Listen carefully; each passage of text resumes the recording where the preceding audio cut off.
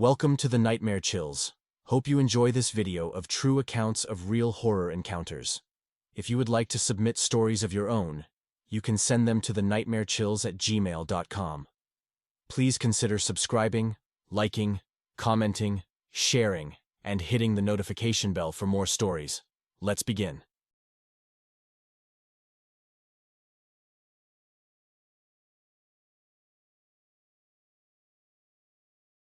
This happened in 2021, so still in the midst of COVID. I totally forgot about this happening, until I was going through this subreddit and found a similar story. Essentially, 2 years ago, during COVID-19, a group of my friends and I wanted to all live with each other while we were doing remote learning at university. We go to a very popular school in California.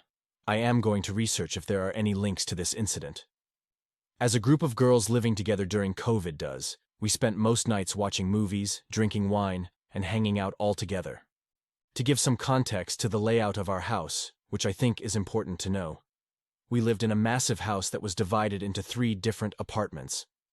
We chose our apartment specifically because it was at the very back of the house, which made us all feel safer since we wouldn't have the normal riffraff of being right on the street where anyone could easily see or decide to do anything sketchy. Not that we really thought it was an issue, but it made all 5 girls living in the house feel safer, especially since we were now all away from our families. In terms of inside, we have 4 bedrooms upstairs, and 1 bedroom right next to the open-concept kitchen living room. The ground floor bedroom faces our tiny parking lot, 3 cars, and a tiny garden, while our kitchen and living room face a little sidewalk alleyway that runs along the side of the house and leads to our front door. So it was a pretty big apartment.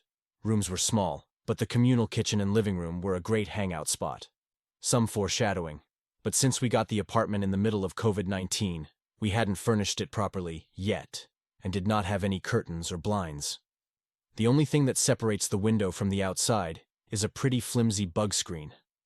In the weeks leading up to the incident, my friend, who was the one living in the bedroom on the first floor, was complaining to the other 4 of us that if we wanted to bring anyone over, we needed to be at the door to grab them so that they don't jingle and try the locked door every time.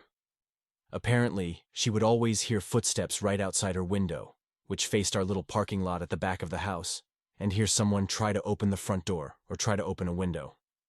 Looking back on it now, I don't really understand how we weren't as freaked out when she told us this. I think we just had such a false sense of security since we had so many people in the house. We lived in the very back of the house, and we did have boys coming in and out of our house at night, so I guess it just wasn't unusual to hear footsteps, or at least we just kept blaming each other's hookups for not following the rules of staying outside until we opened the door for them. Anyways, my friend's complaints died down and we all kind of forgot about any issue that happened. We constantly got into fights in the house just because we were all cooped up inside all the time, so things that are said really just come and go. Out of sight, out of mind mentality. This was until the day that the incident happened, and it was honestly the scariest thing that has probably ever happened to me. All 5 of us, plus 2 boyfriends, were all sitting in the living room for a Harry Potter movie marathon. We have 3 couches that are all placed in a U-shaped configuration, and a shitty tiny TV we were able to buy for $150 at Best Buy. So it was a tight squeeze for all of us, but it felt so safe being around so many people, especially 2 huge guys. For some more pretext for our marathon, we all thought it would be kind of cute to make Harry Potter-themed treats. We made cupcakes and filled them with different colors for all the houses. One of my other friends made a sparkly cocktail, and we were just kind of having fun with it.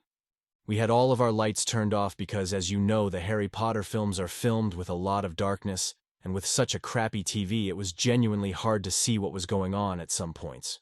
At this point, we are really enjoying the film, until one of my friends says to pause the TV. She said that she has been hearing some crunches and footsteps for the past 30 minutes. This was my bad entirely, but I told her to stop scaring all of us, because we have the other 2 apartments in the house who occasionally walk by our front door after they have parked, so it wasn't anything to be scared about. We continue watching the movie, and suddenly we hear giggling. It was a short burst, and then dead silent. We were all dead silent. It was almost like we couldn't believe we heard something so close by. We literally turned off the TV at this point because it was just really unnerving. And then there it was again. Whoever it was literally right outside of our door giggling. It didn't sound like a child's giggle, it was more like someone imitating a child's giggle, which really freaked us all out. We went to my bedroom window, which was above the front door, so that we could see if anyone was outside. As expected, no one was outside. No one was in the alleyway. So the boys decided they would just check outside our house and the parking lot and see if they can find anything. I think they were spooked too, but didn't want to admit it. The boys end up coming back and said they couldn't find anything weird nor unusual, and it was probably just our next-door neighbors because they were throwing a little kickback, so we probably just heard some weird echo. Maybe it's the false sense of security, but we were pretty satisfied with that answer. If the boys weren't even that freaked out, why would we be? So we decided to turn the TV back on, make some more popcorn, and just chill. Once again, maybe it's just stupidity, or feeling like nobody could hurt us with such a big group. But we opened one of the kitchen windows for some air after one of my friends burnt the popcorn.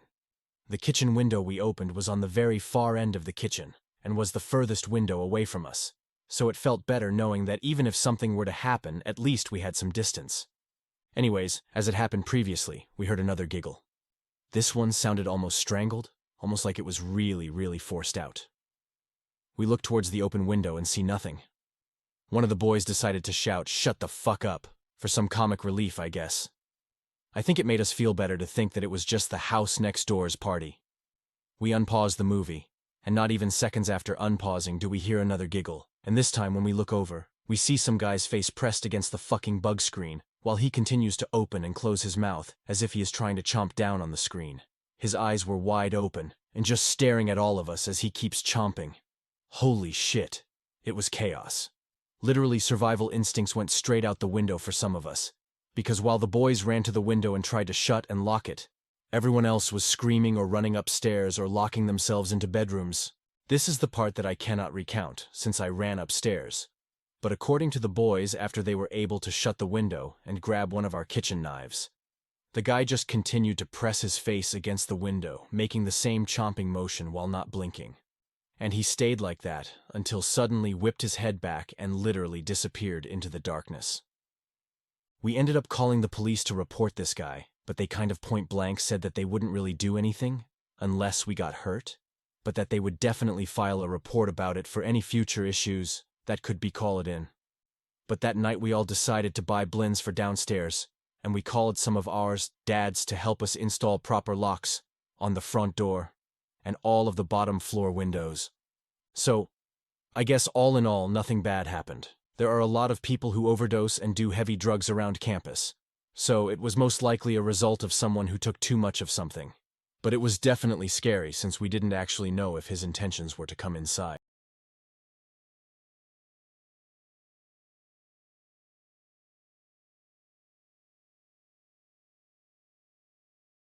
So I've been a huge fan of this and other similar Reddit pages for years now, and finally have a fitting story of my own. Quick bit of backstory: me, a 32-year-old male, my brother, a 28-year-old male, and disabled mom all lived together in a trailer about 30 minutes from Nashville, Tennessee. I was wary of moving there at first for the stereotypes you may hear about trailer parks, but luckily we've had zero issues in the 10 years we've been here. Very nice neighbors, well-kept yards, etc. Okay, story time. So, about a week ago, we were finally putting up our Christmas tree, drinking probably too much beer, listening to Christmas music, Christmas spirit in full swing. During our random banter, my brother says, "Oh yeah, I can't believe I forgot to tell you earlier today at work the owner had to kick out some guy who was acting super creepy." My brother works as the stalker at a family-owned little market about a mile from our home. He went on to tell me this younger-looking guy was pacing the aisles, sometimes standing still for minutes at a time and not responding when the owner would ask if he needed help finding something. After about 20 minutes of this, the owner asked him to please leave because he was scaring the customers, and without a word, he left. We continue with our good time hanging ornaments, drinking, getting our mom involved, with the ornaments not the drinking, of course, lol, and all is good. We wrap up around 10:30 p.m., help our mom to bed, she's in a wheelchair, and decide we might as well finish off the ton of beer we have left and admire our decked-out tree. Around 11:30 we decide to go out on the front porch to share a cigarette as we usually do when we've tied on a good buzz. My brother opens the door and almost immediately closes it. I ask what's up and he says, "Holy shit, the guy I was telling you about, just like Michael Myers, walked down the street past our house." I thought that was pretty strange but wasn't super concerned. We waited for a few minutes, then went and smoked as usual, and went back inside. My brother and I aren't troublemakers at all, but I'm pretty confident in our ability to defend ourselves if we had to. At this point, these are just thoughts in the back of my mind though. After all, I hadn't even seen this guy yet. Fast forward to about 2 a.m. We're more than drunk enough to go ahead and call it a night after one more ciggy. My brother opens the door and within seconds I hear him say, "Whoa, hey man, you good? Hey buddy, what's up? You good?" I'm in the kitchen at the time, but quickly decided this doesn't sound right and rush over to the door. What I see when I get to the open door is a younger man standing on our deck, about 3 feet from our front door. He's pretty tall, about 6'4". And another thing I noticed is he looks a lot like Adam Driver, which was a detail my brother jokingly mentioned earlier during tree time, so I'm realizing for the first time this must be the guy he's been talking about. One thing my brother must have not got close enough to notice at work, though, was this guy's eyes. I'm not exaggerating when I say I've never seen anything like it. His body language wasn't super menacing, but his eyes were the strangest combination of wide-eyed bewilderment and fury.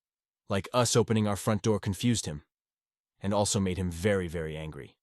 I joined my brother in explaining to him that it's late, and he should head home. After what I'd say was about 30 seconds of staring, he just walked off without a word. I peeked out of our blinds to make sure he really left and saw nothing. We both tried to laugh it off and were saying things like, "Well, that was pretty weird, huh?" But it took a while for my adrenaline to taper off. The thing I kept thinking to myself that bothered me was, those 30 seconds to me felt like he was the one deciding what the next move would be. But what that could have been, I have no idea. I also didn't love that my brother said when he opened the door, he was already standing there. So for how long? We calmed down watching YouTube videos, and after another 30 minutes or so I say to my brother, "Okay man, let's just go to bed, I'll take one more look outside to be safe," but felt like it wasn't really necessary. I open the door, and he's back again. The streetlights are spaced very far apart in our trailer park, but at the edge of our driveway, there I see his silhouette probably 50 feet away again, just staring at our front door. I feel I should mention he's not there, texting or on the phone with someone, he's just there. I feel bad in hindsight because I'm sure this poor guy definitely has mental health issues, but between being drunk and exhausted and the look he gave us earlier, I was over it. I finally put some bass in my voice and said, "Hey man, you can't just stand in our driveway. You're being creepy, dude. Just please leave. I really don't want to call the cops on you, so don't make me." This seemed to work. His demeanor didn't change at all, but the word cops seemed to do the trick. He turned around and walked away. I hope we handled it well. I understand and empathize with people with mental health problems and have friends and family who unfortunately suffer from those things. However, I still can't shake the feeling that something bad could have happened that night. He didn't finally leave our porch earlier that night until I showed up to the door, essentially making him outnumbered. And even then, still he came back after. I hope he's okay out there, we haven't seen him since. I also hope not calling the police wasn't a bad choice, and that he isn't out there with bad intentions on somebody else's front deck at 2 a.m., who lives alone or is elderly, etc. I wish I could have figured out what that was all about, but during every interaction my brother had with him that day and night, he never spoke a word. Pretty fucking creepy.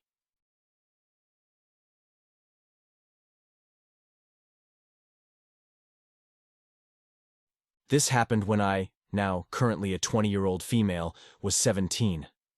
I was walking home from a party and it was pretty late, around 4:30 to 5 a.m. One of my guy friends had decided to walk me home since he didn't want me to walk alone so late. The streets were empty and it was pitch black. As we are walking and chatting, we notice that a man is walking up to us. When he approaches us, he starts saying over and over again, "Hey, I'm a good guy. I'm a good guy, I promise." He didn't seem threatening, and I remember that I didn't feel scared, maybe because I was with my friend, who is an athletic person. So this guy starts asking us for money to buy a sandwich and tells us that he can't return home until 10 a.m. because his neighbor has a restraining order against him. Apparently the neighbor leaves for work at that hour. At that point we were like, WTF is going on? We decided to give him some money so he would leave us alone.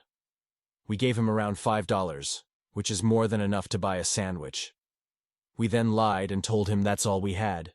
Then, this man looks at me and goes, "No, that's not true. You have more money in your wallet. I can see it from here." At that point, I just put my wallet back into my purse and told him I couldn't give him more money. As we were walking away from this man, he once again catches up to us and goes, "Why don't you guys come with me to try and find a vending machine, and that way you can make sure I'm not spending your money on drugs?" I don't exactly remember what we told him, but there was no way we were going with him anywhere. Even though I didn't feel scared or threatened at the moment, in hindsight it was kind of creepy, and I'm just glad my friend insisted on walking me home. Was he just desperate for money, or did he have other intentions?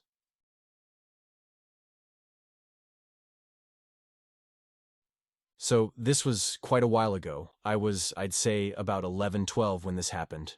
One night we had decided to get food from a pizza place around us that was close, but not close enough that they would deliver to us, about 20, 30 minutes away. The trip there was fine. We got our food and were on our way home when we decided to stop at a gas station on the way home. When leaving the gas station, a dark burgundy car pulled out behind us.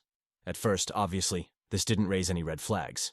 But as we kept going and getting closer to home, this car was still following us, and we were starting to get freaked out. It followed us the whole way home. Once we got home, we pulled in, and this car just stopped in the middle of the road a bit behind us. My mom told me not to get out of the car. We sat there for about 10 minutes until this car finally decided to drive past us. I was so scared I didn't look at the car. I didn't want to see who was in it. They turned at the next block. My mom told me to get out of the car and run to the house as fast as I could because she was worried. They were just going to drive around the block. We got out, ran to the house, and locked the door. I don't know if they ever came back, and I never saw that car again. One of the creepiest things to ever happen to us.